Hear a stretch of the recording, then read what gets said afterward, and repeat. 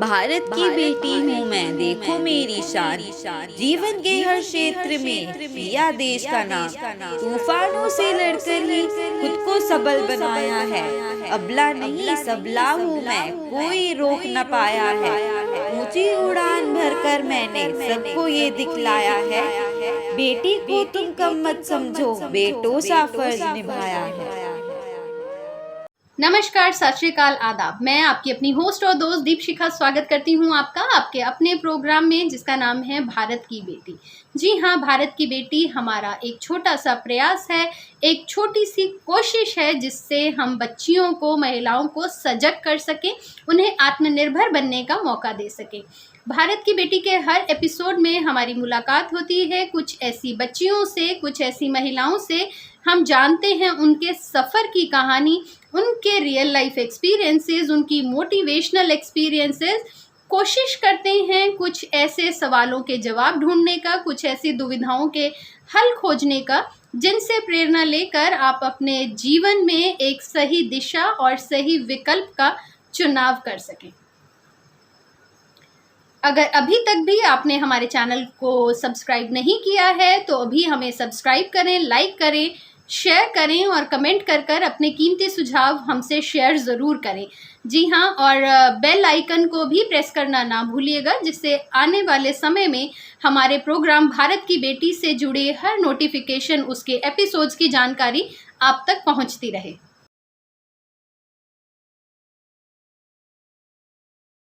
भारत की बेटी, जी हाँ, भारत की बेटी प्रोग्राम के आज के एपिसोड में हमारे बीच जो खास महिला हैं वो हमारे साथ हिंदुस्तान की सरजमीन से नहीं बल्कि ऑस्ट्रेलिया से हमारे साथ जुड़ रही हैं।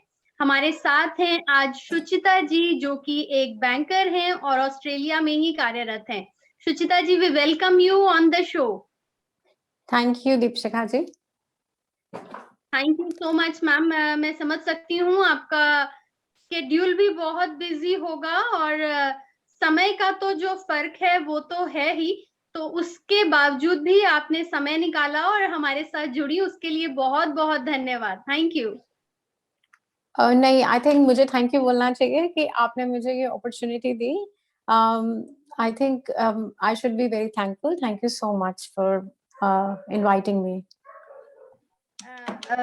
मैम, सबसे पहले मैं जानना चाहूंगी थोड़ा सा आप हमारे, जैसे मैंने बताया कि आप एक बैंकर हैं और फिलहाल आप ऑस्ट्रेलिया में जो हैं वहां पर कार्यरत हैं, वहां पर आप काम संभाल रही हैं। तो थोड़ा सा हमें बताइए कि क्या आपका प्रोफाइल है और क्या आपका काम रहता है।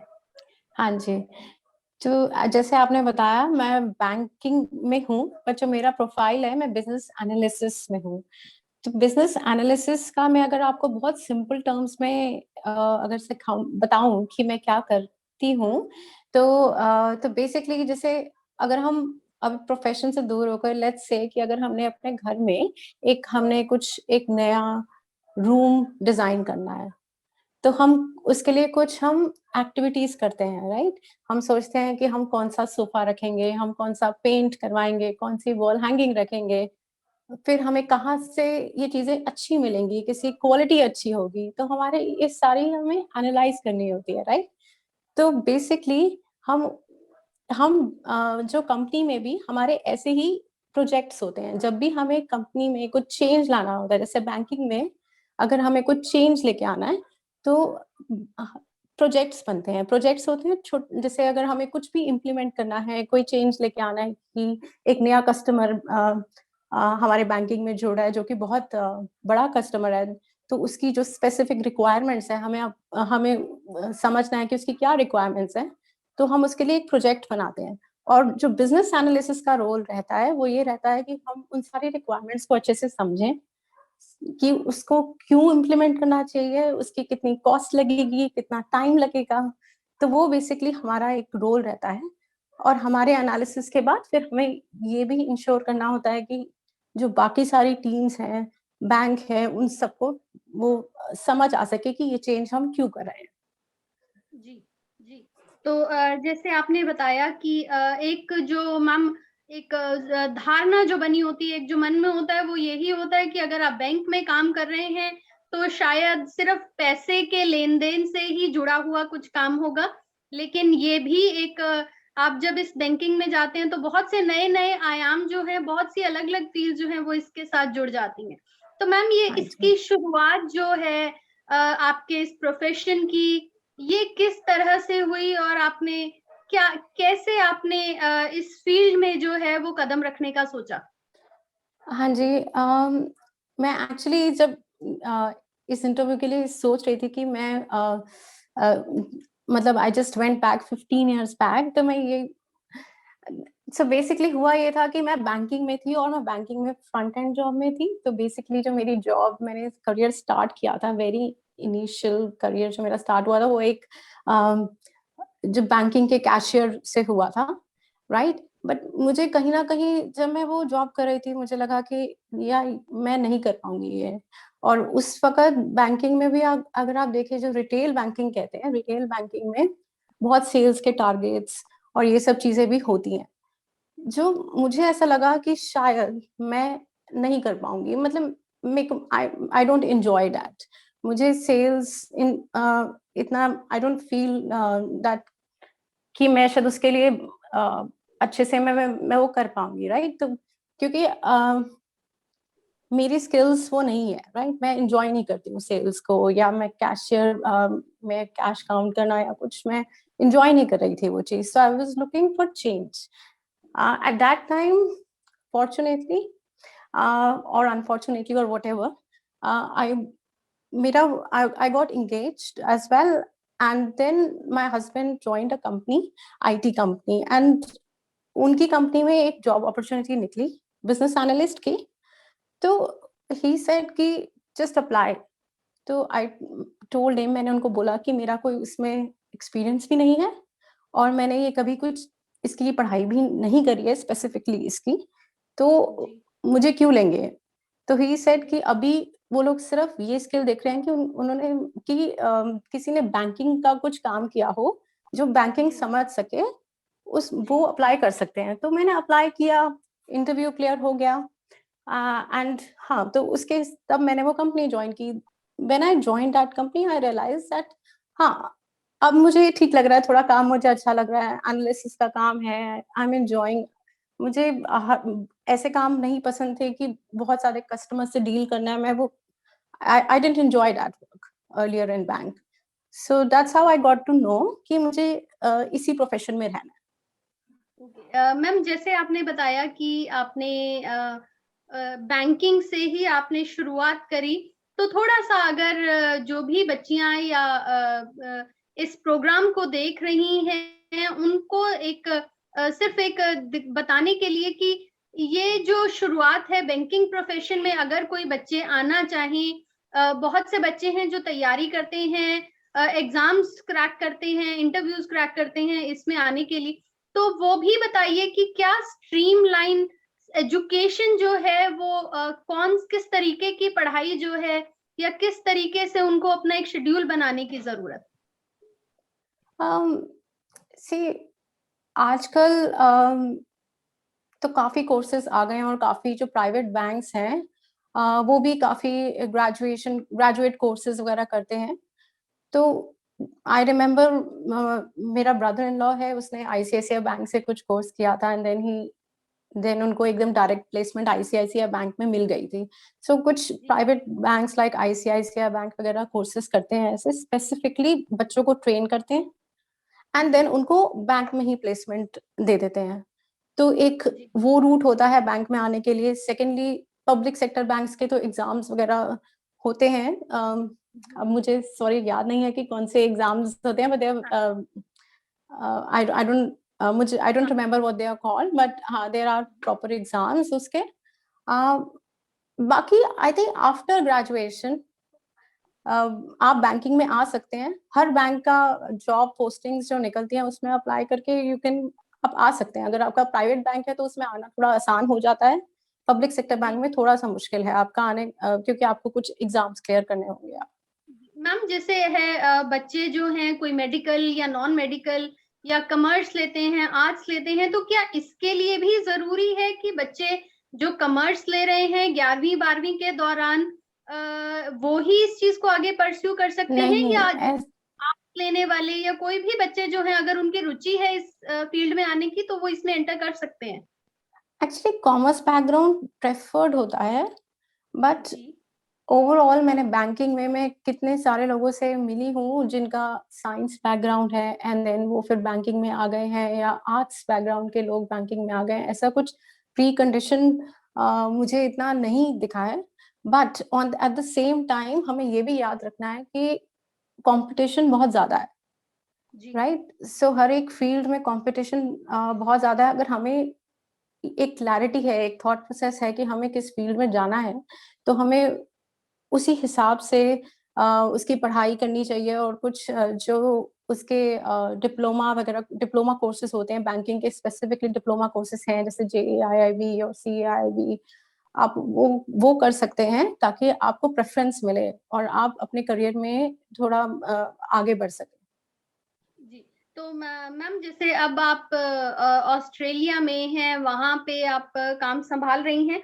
तो बच्चे जो हैं, जैसे बाहर जाने की भी इच्छा रखते हैं आजकल जो है, तो इसके लिए भी क्या कुछ ऐसी ज़रूरी चीज़ें हैं जो कौन-सी ऐसी क्वालिटीज़ हैं जो उनमें होनी चाहिए कि अगर वो एक बैंकिंग में आना चाहते हैं या बाहर जाना चाहते हैं, उसके लिए कौन-सी ऐसी क्वालिटीज़ हैं जो आप कहेंगी कि बच्चों को अपने अंदर जगानी चाहिए? अम, आई ऐसा कु ऐसा कुछ नहीं है, आई थिंक अपना पैशन फ़ॉलो करना चाहिए।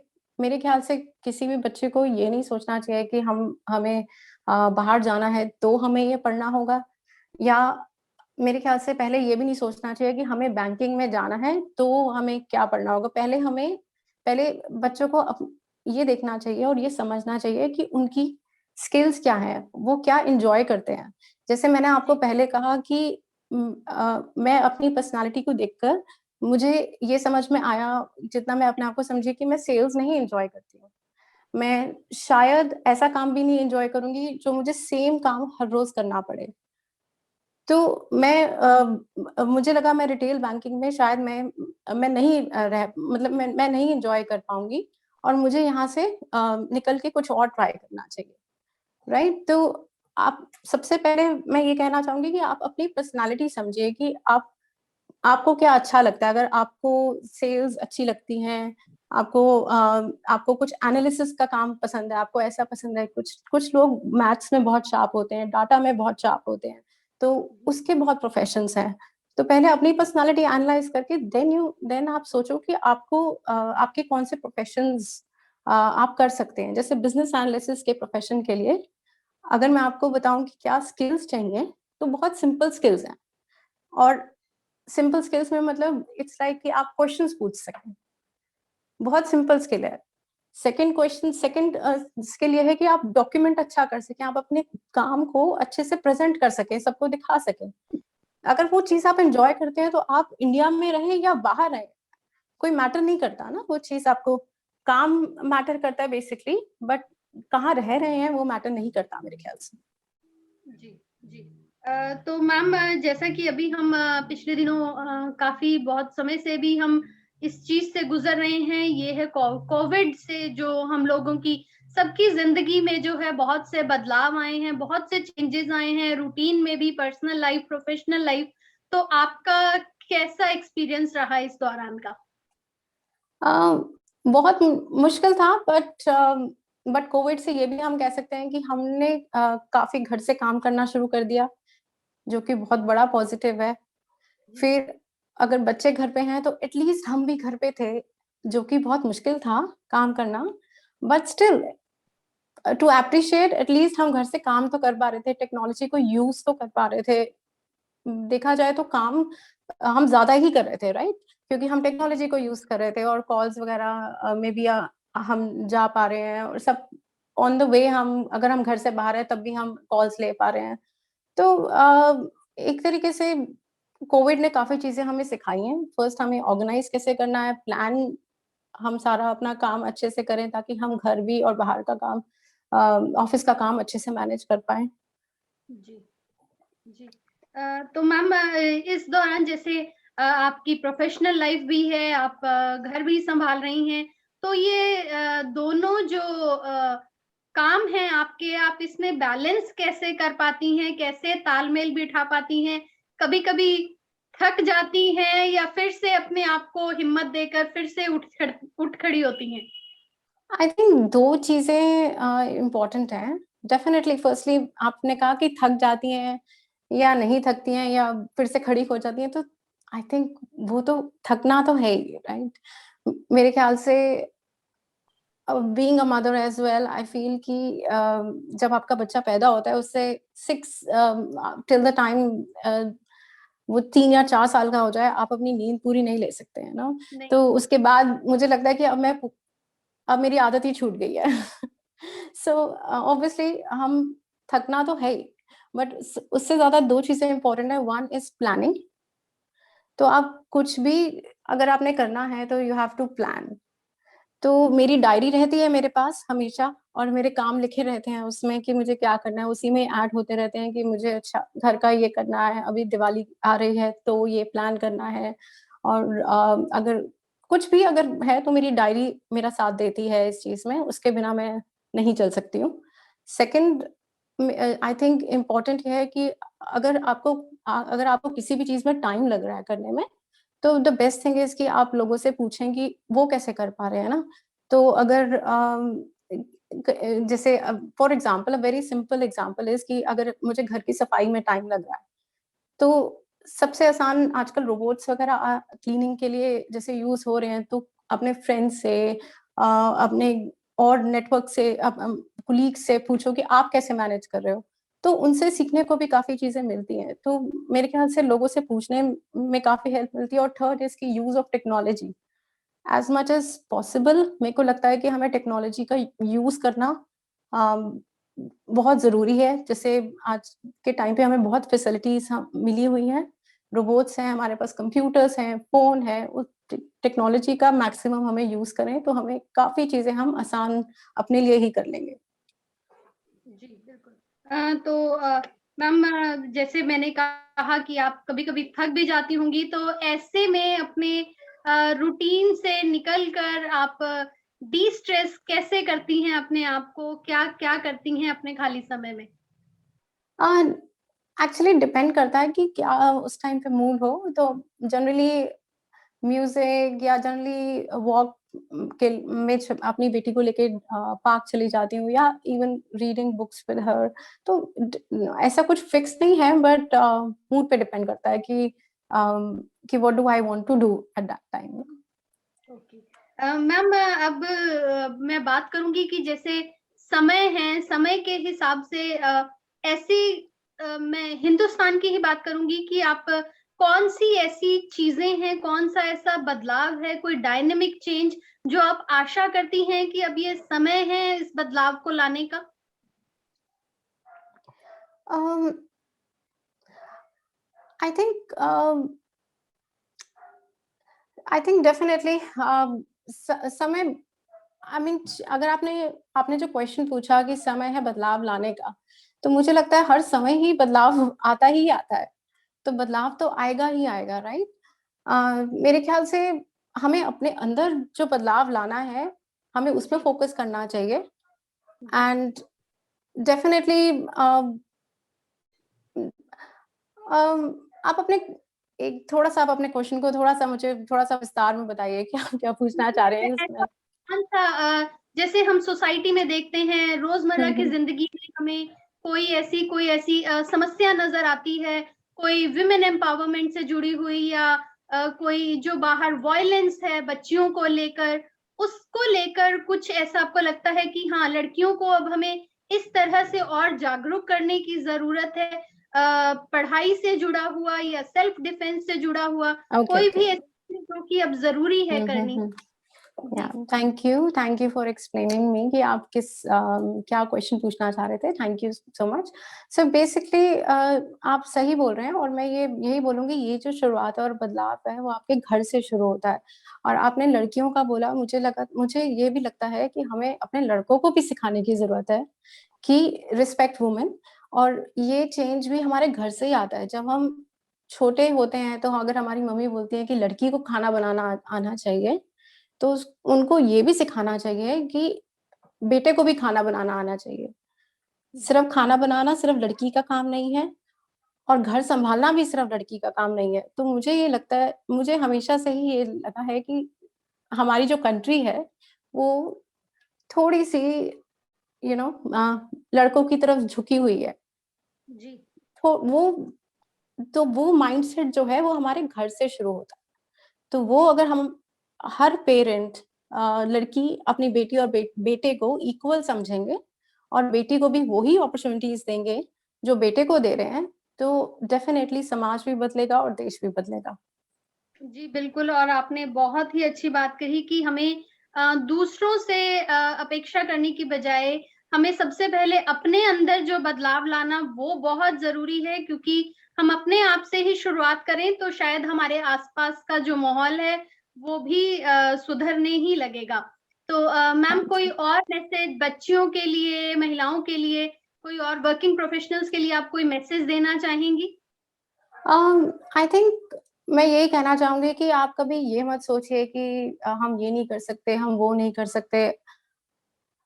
हमें हम हमारे में इतनी पावर है कि हम सब कुछ कर सकते हैं, बट अगर हम सोचें फर्स्ट, हम पहले एक विज़न बनाएँ उस चीज़ का कि हमें क्या अचीव करना है 1, सेकंड इज़ कि फिर हम उसको उस विज़न को अचीव करने के लिए थोड़ी-सी रिसर्च करें।